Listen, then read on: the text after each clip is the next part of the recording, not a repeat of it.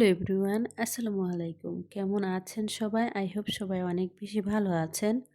আলহামদুলিল্লাহ, আমিও আমার পরিবার পরিজন নিয়ে ভালো আছি। এই তো প্রতিদিনের মতো আবার একটা নতুন ব্লগ নিয়ে এসেছি আপনাদের মাঝে। আশা করি আজকের ব্লগটি আপনাদের অনেক বেশি ভালো লাগবে। আজকের ব্লগটি আমি সকালের নাস্তা থেকে শুরু করেছি। এখানে সকালের নাস্তায় আজকে আর কি রুটি বানিয়ে নিচ্ছিলাম। যদিও একেক দিন আমি একেক রকমের নাস্তা বানাই, কোনো দিন খিচুড়ি, কোনো দিন নুডলস, কোনো দিন রুটি। তো আসলে দেখা গিয়েছে প্রতিদিন একই রকমের খাবার খেতে কিন্তু আমাদের বড় মানুষদের কাছেই কিন্তু ভালো লাগে না। আর বাসার কিন্তু সবাই প্রায় অসুস্থ। আমার কণ্ঠ শুনে হয়তো বা বয়স শুনে হয়তো বুঝতে পারছেন আমার অনেক বেশি ঠান্ডা লেগে আছে। তো আমার মেয়েটারও কিন্তু অনেক বেশি ঠান্ডা। আর আমার ছোট ছেলে যেহেতু মাদ্রাসায় থাকে, মানে কালকে যখন আমার ছেলের জন্য খাবার নিয়ে গিয়েছিলাম তখন শুনেছি যে সবার মানে মাদ্রাসার অনেক বাচ্চাদের নাকি জ্বর উঠেছে, কিন্তু বলতে পারবো না। আজকে যখন আমার ছেলের জন্য খাবার মানে দিতে গিয়েছি তখন দেখি আমার ছেলেরও অনেক বেশি জ্বর। তো তাকে হুজুরের কাছ থেকে বলে আর কি বাসায় নিয়ে এসেছি। তো বাসায় কিন্তু প্রায় সবাই অসুস্থ। তো আসলে অসুস্থ থাকলে দেখবেন কোনো কাজকর্মে কোনো কিছুতেই কিন্তু মন বসে না। তারপরেও কিন্তু সংসারটা যেহেতু আমাদের, যতই কষ্ট হোক, আমরা মেয়েরা যতই অসুস্থ থাকি না কেন, সংসারের কাজগুলো কিন্তু আমাদের নিজেদেরকেই করতে হয়। তো সকালবেলা এখানে আর কি রুটি বানিয়ে নিয়েছি, আর আগের দিনের মাংস তরকারি ছিল, তা একটু আদা দিয়ে রং চা করে নিয়েছি। তো আসলে রং চাটা কিন্তু আমাদের শরীরের জন্য অনেক বেশি উপকার। এখন যেহেতু ঠান্ডার সিজন, তো ঠান্ডার সিজনে আমি প্রায় সময় কিন্তু রং চা আর কি বেশি করে খাচ্ছি। তো ভিডিওর এই পর্যায়ে এসে যে সকল প্রিয় মিষ্টি আপুরা আমার ভিডিওটি দেখছেন, প্লিজ ভিডিওটিতে একটি লাইক দিয়ে অবশ্যই কন্টিনিউ করবেন। আর যারা অলরেডি এই কাজটি করে দিয়েছেন তাদেরকে জানাই অসংখ্য ধন্যবাদ। আর আজকে যারা আমার চ্যানেলে নতুন জয়েন হয়েছেন, আমার ভিডিওর কোনো অংশ যদি আপনাদের এতটুকু ভালো লেগে থাকে তাহলে প্লিজ চ্যানেলটি সাবস্ক্রাইব করে পাশেই থেকে যাবেন। তা আসলে আজকের ভিডিও টাইটেল এবং থাম্বনেল থেকে হয়তো বুঝতে পেরেছেন, আগের দিনের হয়তো একটা ভিডিও দিয়েছিলাম সংসারের, আমার লাইফস্টাইল ব্লগ, কিন্তু দেখলাম যে ভিডিওতে একদমই ভিউজ হয়নি। আসলে কি বলবো বলেন তো আপুরা, এত কষ্ট করে একটা ভিডিও বানানোর পরও যদি ভিডিওতে ভিউজ না হয় তখন কিন্তু মনটা অনেক বেশি খারাপ লাগে। তো কি করব, ইউটিউব মামা যেন কি চাইছে আমার কাছে, শুধুমাত্র টাকা নিয়ে ভিডিও বানানোর জন্য। তো যাই হোক, আজকের ভিডিও টাইটেল এবং থাম্বনেল দেখে হয়তো বুঝতে পেরেছেন, মধ্যবিত্ত পরিবারে মাত্র 8টি টিপস মেনে চললেই সংসার খরচ থেকে বাঁচাতে পারবেন হাজার হাজার টাকা।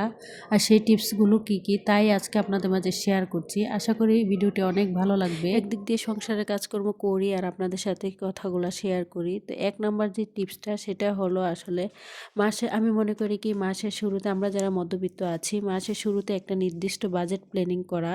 কারণ মধ্যবিত্তদের অবস্থা কিন্তু বড়ই নাজেহাল। কারণ এখন যেহেতু বর্তমান সময়ে সব কিছুর দাম অতিরিক্ত, মানে দ্রব্যমূল্যের ঊর্ধ্বগতিতে, এই সময়টা আমি মনে করি কি একটা বাজেট প্ল্যানিং কিন্তু পারে একটা সংসারের খরচ একদম কমিয়ে ফেলতে।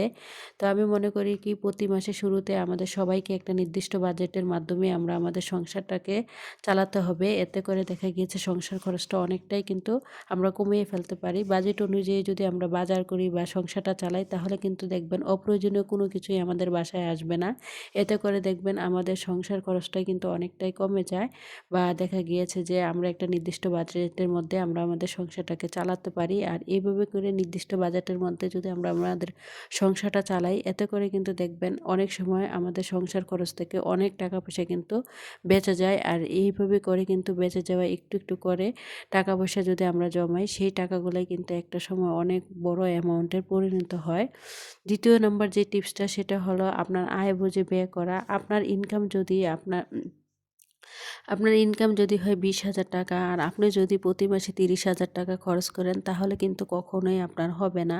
কারণ আপনাকে বুঝতে হবে আমার ইনকামটা যেমন, আমি আমার ইনকাম অনুযায়ী সংসারটাকে চালিয়ে প্রতি মাসে চেষ্টা করতে হবে তা থেকে যেন 1,000 হোক 2,000 টাকা হোক, যেন আমরা আসলে সেই টাকাটা যেন আমাদের মানে বাঁচাতে পারি, বা সংসার মানে টাকাটা যেন আমরা সঞ্চয় করতে পারি, সেদিকে আর কি খেয়াল রাখতে হবে।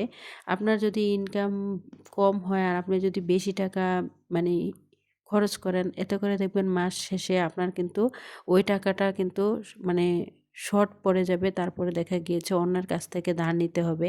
তাই অবশ্যই নিজের ইনকাম অনুযায়ী সংসারটাকে পরিচালনা করার চেষ্টা করবেন সব সময়। 3 নাম্বার যে টিপসটা সেটা হচ্ছে দেখা গেছে আমরা যারা মধ্যবিত্ত আছি আমাদের মধ্যে অনেকেই আছে আমরা ভাড়া বাসায় থাকি। তো আমাদের উচিত আমাদের ইনকাম অনুযায়ী বাসা ভাড়া নেওয়া। আমার ইনকাম যদি কম হয় অবশ্যই চেষ্টা করব যেন কম টাকার মধ্যে আর কি আমি বাসা ভাড়া নিয়ে থাকতে। আবার যাদের ইনকাম বেশি তারা আবার দেখা গিয়েছে সংসারে কিন্তু সদস্য সংখ্যাও বেশি। তারা তাহলে নিতে মানে বড় বাসা নিতে পারেন। তা আমার যেহেতু ইনকাম কম আর আমার যেহেতু বাসায় মানে মাত্র আমার ২ ছেলে আর আমার মেয়ে আর আমি।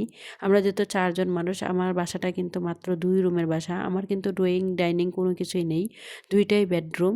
তা আমি কিন্তু মানে খুব অল্প টাকার মধ্যেই কিন্তু আমার বাসাটা ভাড়া নিয়ে থাকি। এতে করে দেখা গিয়েছে কিন্তু আমার অনেকটা টাকা পয়সা প্রতি মাসেই সেভিং হয়। আমাদের বাসায় যারা থাকেন দেখা গিয়েছে ২ তালা ৩ তালাতে যারা থাকেন তাদের বাসা ভাড়া কিন্তু অনেকটাই অনেক বেশি দেখা গিয়েছে ৭,০০০ থেকে ৮,০০০ টাকা বাসা ভাড়া দিয়ে থাকতে হয়। যেহেতু আমরা শহরে থাকি না, এত না শহর না গ্রাম আরকি। তো আলহামদুলিল্লাহ আমার কিন্তু খুব অল্প টাকার মধ্যে মাত্র ৫,০০০ টাকার মধ্যেই কিন্তু আমি বাসা ভাড়া নিয়ে থাকি। তো ২ রুমের বাসা যেহেতু ৫,০০০ টাকার মধ্যেই আমি কিন্তু পেয়ে গিয়েছি। তো যদি আমি ৭,০০০ টাকা দিয়ে বাসা ভাড়া নিয়ে থাকতাম, এতে করে কিন্তু প্রতি মাসে আমার ২,০০০ টাকা আরও বেশি লাগতো। তো আমি বুদ্ধি করে এখানে কিন্তু আমি আমার ইনকাম অনুযায়ী বাসাটা ভাড়া কম নিয়েছি। এতে করে দেখা গিয়েছে প্রতি মাসেই কিন্তু আমার কিছু না কিছু টাকা কিন্তু আমি সংসার খরচ থেকে বাঁচাতে পারি। তো তারপর ৪ নম্বর যে টিপসটা, এখন যেহেতু শীতকাল, শীতকালে কিন্তু বাজারে অনেক রকমের শাকসবজি পাওয়া যায়। তো সবসময় চেষ্টা করবেন কম টাকার মধ্যে যে শাকসবজিগুলো থাকে ভালো মানের সেই শাকসবজি খাওয়ার জন্য। এতে করে কিন্তু আমাদের শরীরের জন্য অনেক বেশি উপকার এবং বাচ্চাদেরও কিন্তু অনেক রকমের পুষ্টি চাহিদা কিন্তু এই শাকসবজিগুলো পূরণ করে। তো আর এতে করে কিন্তু যদি আপনি কম টাকার মধ্যে শাকসবজি কিনেন এতে করেও কিন্তু আপনার সংসার খরচটা অনেকটাই কমে যায়। তো ৫ নম্বর যে টিপসটা সেটা হলো দেখা গিয়েছে আমাদের কিন্তু প্রতি মাসে আমাদের সংসারে একটা গ্রোসারি আইটেম লাগে। গ্রোসারি যেমন চাল, ডাল, তেল, লবণ, হলুদ, মরিচ বা যা আছে শুকনো জাতীয় যা আছে আমি মনে করি কি সবকিছু সবসময় চেষ্টা করবেন মানে বাজারে যাওয়ার আগে একটা নির্দিষ্ট লিস্ট করে নেয়ার জন্য। না হয় কম না হয় বেশি আরকি।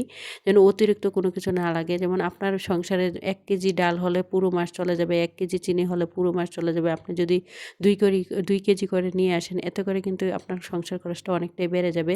তো সবসময় চেষ্টা করবেন গ্রোসারি আইটেম বাজার করার সময় সবসময় একটা নির্দিষ্ট লিস্ট করে নিয়ে যাবেন এবং কি বাজারে যেই দোকানে পাইকারি দামে সবকিছু পাওয়া যায়, খুব কম দামে ওই দোকান থেকে আপনি কিন্তু চাইলে ওই টাকাগুলো কিনে নিতে মানে আপনার সংসারের শুকনো খাবার জাতীয় বা গ্রোসারি আইটেমগুলো কিনে নিতে পারেন। এতে করে কিন্তু সংসার খরচটা অন্য দোকান থেকে কিনতে গেলে কিন্তু আপনার ৫০০ থেকে ১,০০০ টাকা বেশি লাগতো। তো আপনি কিন্তু চাইলে এই মানে পাইকারি দোকান থেকে কেনার কারণে আপনার সংসার খরচটা অনেকটাই কমে যাবে।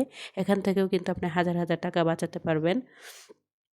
৬ নাম্বার যে টিপসটা, এখন কিন্তু শীতকাল প্রায় শেষ হয়ে যাচ্ছে, গরমকাল চলে আসছে।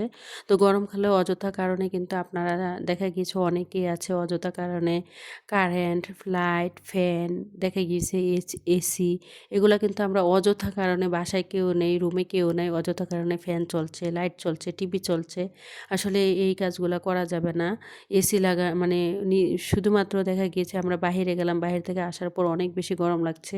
তো নিজেকে একটু ঠান্ডা বা শীতল রাখার জন্য এসিটা লাগালাম। তাই আরকি প্রয়োজন ছাড়া অযথা কারণে কোনো মানে ইলেকট্রিক কোনো কিছু ব্যবহার না করা। এতে করে কিন্তু দেখা গিয়েছে যে কারেন্ট বিলটা অনেক বেশি আসে। যার কারণে দেখা গিয়েছে কারেন্ট বিল বেশি আসলে সংসার খরচটা কিন্তু অনেকটাই বেড়ে যায়। আমরা যদি একটু হিসেব করে বিদ্যুৎ অপচয় না করে মানে আমরা যদি একটু হিসেব করে চলি অযথা কারণে কারেন্ট তারপরে মানে লাইট, ফ্যান, তারপরে দেখা গিয়েছে এসি এগুলা না লাগিয়ে রাখি। বিদ্যুৎ বিল অনেকটাই কমে আসবে। এতে করে কিন্তু দেখা গিয়েছে সংসার খরচটা অনেকটাই কমে যাবে। এখান থেকেও কিন্তু আপনি চাইলে অনেক হাজার, হাজার টাকা বাঁচাতে পারেন। তারপরে দেখা গিয়েছে ৭ নাম্বার যেই টিপসটা অযথা কারণে দেখা গিয়েছে আপনারা এই যে বাসায় অনেকেই আছে লাইন গ্যাস। তো লাইন গ্যাস হলো কি হয়েছে প্রতি মাসে কিন্তু আমাদের একটা নির্দিষ্ট একটা বিল দিতে হয়। তো আমি মনে করি কি অনেকে এখন যেহেতু শীতকাল অনেকে আছেন সারাদিন লাইন গ্যাসের মানে যে চুলাগুলো আছে সেগুলা রুম গরম রাখার জন্য সবসময় লাগিয়ে রাখেন। আবার অনেকে আছে মানে ভিজা বা কাপড়-চোপড় শুকানোর জন্য মানে গ্যাসটা অনেক দেখা গিয়েছে গ্যাস খরচ করেন, বা অনেকে আছে আমরা দেখা গিয়েছে সিলিন্ডারও ব্যবহার করি। সারাদিন সিলিন্ডার জ্বালিয়ে রাখলাম, বা দেখা গিয়েছে সিলিন্ডারে সারাদিনই গরম পানি বসিয়ে রাখলাম। এতে করেও কিন্তু দেখা গিয়েছে গ্যাস খরচটা অনেকটাই বেড়ে যায়। তো আমরা যদি একটা নির্দিষ্ট মানে মাপের মধ্যে পানি গরম করি, এখন যেহেতু শীতকাল বাচ্চাদেরকে গোসল করাতে হয়, বাচ্চাদেরকে গরম পানি খাওয়াতে হয়। তো আমরা যদি একেবারে গরম পানি করে এক পাতিল, দেখা গিয়েছে যাদের বাসায় ফ্লাক্স আছে, ফ্লাক্সে আর কি মানে রেখে দেন, ফ্লাক্সে ভরে, এতে করে দেখা গিয়েছে বারবার কিন্তু গ্যাসটা জ্বালাতে হয় না, বা গরম পানি করতে গেলে বা অতিরিক্ত গ্যাসও কিন্তু খরচ হয় না।